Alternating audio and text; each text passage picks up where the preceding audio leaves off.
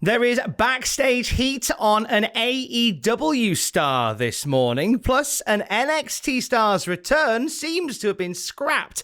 And what is the main criteria that WWE are looking for in non-wrestling talent? The answer may surprise you in the wrestling news right now. There is heat this morning on an AEW star behind the scenes, and we're of course talking. If you've been following his adventures on Twitter, you won't be surprised to know we're talking about Anthony Ogogo, who has been quite vocal on the old socials, hasn't he, Ross? Nobody's safe, Tom. Nobody's safe this festive season from Anthony Ogogo on social media, of course. What we're speaking about here today is about his sort of back and forth, or what we thought was a back and forth with Jonathan Gresham and his wife Jordan Grace, obviously of Impact Wrestling, and other famous things. From the outside, it looks quite playful. But from the inside, it's clear that he's just not asked to do this, which apparently is the etiquette in professional wrestling, as far as I've been led to believe. If I was to go and shoot on you, Tom, in a back and forth on Twitter, I'd have to slide into your DMs just beforehand and go, "Hey, Tom, would you mind if I said this about you?" And you would go, "Yeah, that's okay. No, don't say that." And it would take things from there. So it would appear that Anthony Ogogo hasn't done that, and that's where the heat maybe stems from, maybe, possibly, I don't know. I'm sure I've had that in the past where somebody said something about me and then they messaged me going, "I'm trying to start like a shoot thing with us." And I've just gone, "No, you're good. I'm fine." Please don't. It's all right. I'm fine for it. But so I can get that where Jonathan, where Ogogo has been living the gimmick, as it were, and it's got out of hand. So he said some things about Jonathan Gresham, and then Jordan Grace got involved, and then he said some things about Grace. And as these things kind of become on social media, there was a bit of piling on both sides. This led to Jordan Grace leaving socials altogether, and yeah, Jordan Grace is gone from Twitter now. Oh, goodness me, I didn't realise that. Last time I checked, she was away from Twitter, and it was just as a result of all of this back and forth, she stepped away. I think she's been close to coming away from Twitter for a long time anyway. So this was sort of the straw that broke the back, really. But with Ogogo, apparently some backstage heat from all of this as well. I don't know whether that's because maybe there were plans to work with Gresham more, because I know Jonathan Gresham's getting out there a lot, as we will talk about throughout the news today. I mean, what's your take on it? Do you think this is a bit of playfulness that went too far, or is this Ogogo just having a dig for the sake of having a dig? I just think this is purely from an outsider's perspective looking in, because I don't know anything about this situation other than what we've seen on social media in the tweets and whatnot. But I just think it's a case of Ogogo maybe not knowing the etiquette of professional wrestling, which is this weird, wonderful world of things that you just maybe should know before you start dipping your toes in. Like, I walked backstage at WCPW and I didn't know the handshaking rule, Tom. So I was just walking around going, "Hello, hello, hello," and not shaking people's hand. And because of that, of course, I'd probably have people saying, "Oh, that Ross, he's a dickhead, him. He didn't shake my hand," because you have to shake everybody's hand in the world of professional wrestling when you're backstage. So maybe it's a case of that. I just assume that he hasn't asked them if it's okay, which is the done thing to do. And if he hasn't done that, fair enough for the others getting upset, and maybe the heat stemming from there. I don't know what to make of this. I should give him a call, shouldn't I? Give him a call. He's your boy. Give him a call. Say, hey, it's JT. Just want to level with you here. More on that as we get it, I think. Yeah. An NXT star's return apparently scrapped.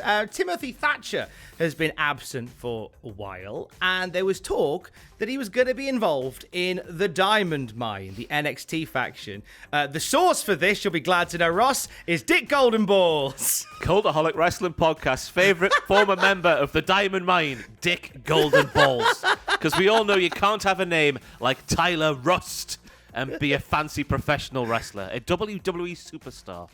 He is indeed. So Mr. Goldenballs spoke to Ringsiders about Diamond. When I saw this was the source, I was like, what a lovely day. So Tyler Rust / Dick Goldenballs was chatting to Ringsiders about the Diamond Mine. In fact, he was originally going to be involved in it. And he said, the first thing WWE told me when they started using me on TV, they said, "Hey, we're going to make this group of shooter, real-type wrestlers." It was originally supposed to be me, Malcolm Bivens, and they were tossing around the idea of adding Timothy Thatcher, as well as Arturo Ruas, who was another idea. They were thinking about putting him in with us, and it changed over the course of the next few months, but everything me and Bivens were doing originally, they kept saying the idea is we're going to transform this into like a super wrestler, super shooter faction, and they did, but without one of the founding members, and without Timothy Thatcher, which was the name that was thrown around. And I'm curious as to how they will bring Timothy Thatcher back in to WWE or NXT, because I feel like this would have been an ideal situation, an ideal way to bring him back into the fold. Oh, yeah. I reckon Timothy Thatcher was quite literally born in a diamond mine. Just because that's what he does. He's a shoot wrestler. I could see him fitting in well and maybe like sort of taking the Creed brothers under his wing and just sort of teaching them the ropes, and some fun segments there where he's just whipping them and doing other things that old-timey wrestling trainers would do to young whippersnappers like the Creed brothers. But I see it. I don't know if it's just Matthew's disdain for NXT 2.0 on the Cultaholic Wrestling podcast once again, but I keep hearing maybe talk of like an Imperium role for Timothy Thatcher when he comes back, so maybe that could happen. But either of those two things is just perfect for him, isn't it? Where's he at? Why's he gone, Tom? Why is he not there? Well, I know there was an injury, but from what I've read from numerous sources, like he's on the active list. They're just sort of waiting for the right moment to bring him back through. And obviously they're keen to keep him on board because he's still within the company. And I mean, the Imperium thing's a great idea, I think, because, he was... As WWE historians will tell us, he was part of the original Imperium, which was Ringkampf back in the day. The original version of Imperium, I think when they brought him in, didn't they announce him as one of the original members of Imperium? Probably. I believe they did on WWE Backstage. That's what gets Matthew going. He loves that. I saw them in Germany first, pal. I saw them in Germany first. It's like he's here. SmackDown tonight. It's taped, but there's an extra segment, isn't there, Ross, that wasn't taped? Yeah, Paul Heyman's going to be on SmackDown after his heartbreaking sort of divorce from Roman Reigns last week. I was crying into my socks. I don't know what I'm saying here. But Paul Heyman will be there to respond to Roman Reigns, of course, firing him and giving him a huge Superman punch right in his fizzog, which is a jolly word. I'm so sorry, my camera's stopped. It has stopped. I can still hear you, though. This is a wonderful little bit of thing. We'll do a cut point there. Everybody, we're going to cut the camera now, and then hopefully when we start again, Tom will be here. Cut. Oh, we're back. Look at that, Tom. Look at that. I blame you personally. Giving me evils. Come on, get Pablo over. It's sorry. Christmas. Explain what happened on SmackDown whilst I try and entice this boy over with. So, of course, this week's episode of SmackDown was pre-recorded, and we are going to see, so if you don't want to see spoilers, something. We're not going to spoil too much of the result. We're just going to spoil a segment that WWE have already announced for the show. Oh, well, I've said that bit, Tom, before you froze. Also coming up, we have the street fight between the Usos and Madcap Moss versus The New Day and Drew McIntyre. SmackDown Women's Championship on the line with Charlotte Flair defending against 2-Pie Tony. Because that's a thing, apparently, Tom. 12 Days of Christmas Gauntlet match. Sami Zayn versus Cesaro versus Drew Gulak versus Sheamus versus Shanky versus Ricochet versus Mansoor versus Angel versus Jinder Mahal versus Humberto versus Eric versus Ivar. And the winner becomes the top contender for the Intercontinental Championship. What the bleeding hell is a 12 Days of Christmas Gauntlet match? Well, you start off with 2 turtle doves. You then pick up 3 French hens, 4 calling birds, 5 gold rings, 6 yaks are shaving, 7 crisps are eating, 8 botches botching. Something like that. You get all of it's just a fun way of doing a gauntlet match. It's like the Miracle on 34th Street fight, isn't it? It's just inserts festive occasion here match. And Candy cane shoved up Madcap Mass's arse. That might be how it ends. I haven't seen the full results yet. Do you not want any of these, buddy? Come on, Pablo, you sassy little devil. Come on, it's Christmas, Pablo. Just staring into the back of my head. He's like, why are you sat in the kitchen near my food? Livid, quite frankly, livid.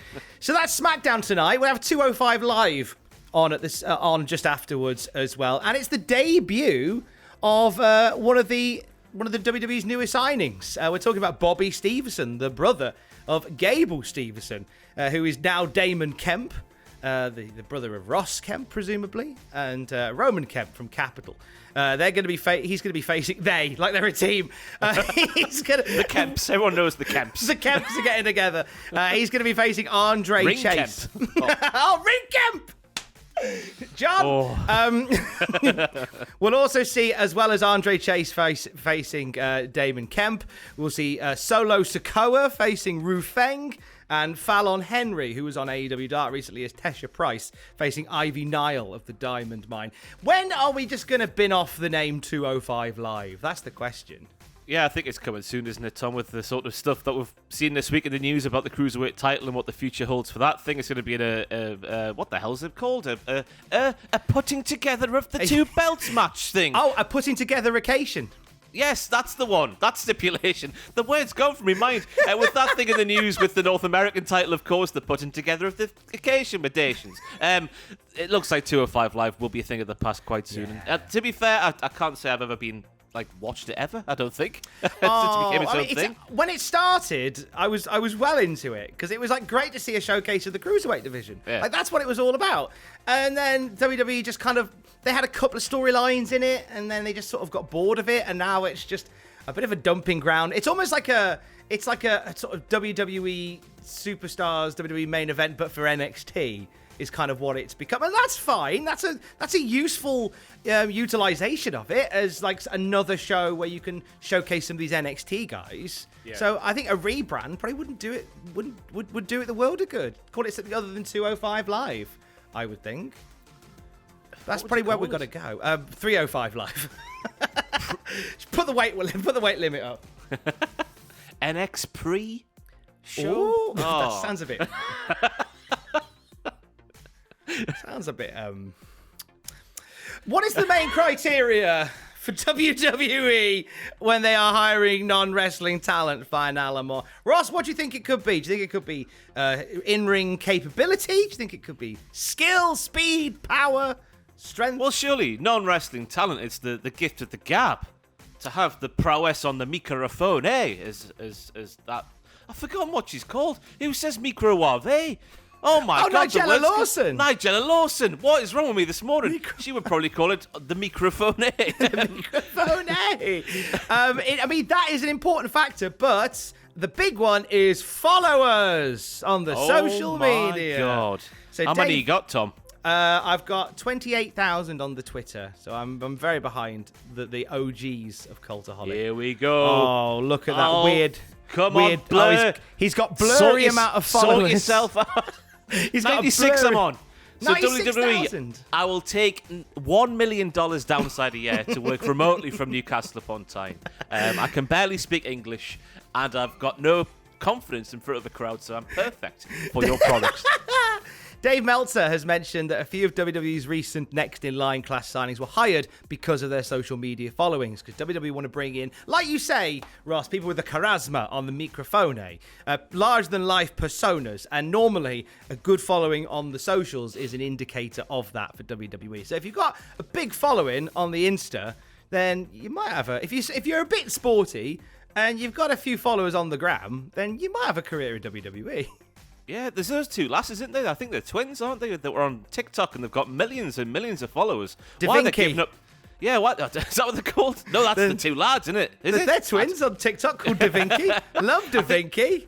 I think I saw the other week they play basketball, because that's what you do with the basketball, isn't it, Tom? Yes. And they've got millions and they've signed away everything to WWE, and I'm thinking, what are you doing, lasses, eh? Keep it all for yourselves. Surely millions of followers on TikTok means a lot of the money. Well, you'd think so. I don't know whether TikTok actually is that financially lucrative. I think it's all the stuff that comes from the TikTok, i.e. a WWE contract that comes from. But I'm sure people who have millions of followers don't make a massive amount on TikTok per se, but it's all the stuff that comes from it, like a WWE deal. But that's what I gather anyway. So yeah, if you've got a lot of followers, maybe it's a New Year's resolution for you. Get yourself a job in the WWF. More news as we get it. Has he gone? He's gone. He'll be back for the next. I'll bring him in for the next news video. More news as we get it throughout the day at cultaholic.com. Stay safe. Love you. Bye.